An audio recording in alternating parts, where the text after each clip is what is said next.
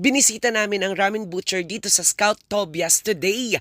Ang laki-laki ng restaurant. Hello guys, I am in Ramen Butcher.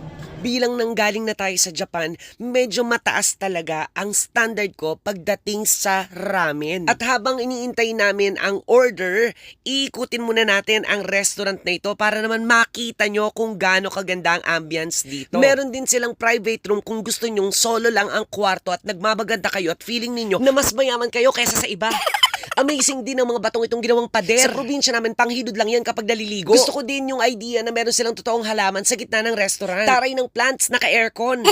Eto na yung karage na in-order namin. Tama ng chika, kain na. Sa may mga bata sa pamilya, kitang-kita nyo naman siguro sa anak kong si Aldeo kung paano niya na-enjoy ang boneless chicken na ito. Kaya kailangan ko nang subukan ano nga bang meron dito. In fairness, ito na yata yung pinakamasarap na karage na natikman ko sa buong buhay ko.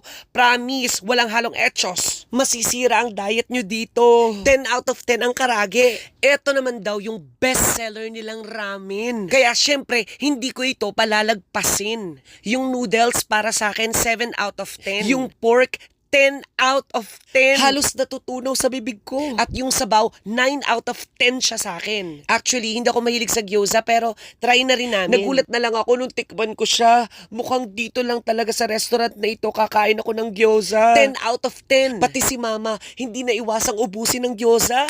O dessert naman tayo at ang coffee jelly ang napili namin. Pinagsamang tamis at pait. 7 out of 10 naman ito. All in all, nag-enjoy ang buong pamilya ko dito. Medyo pricey pero minsan deserve naman natin ito.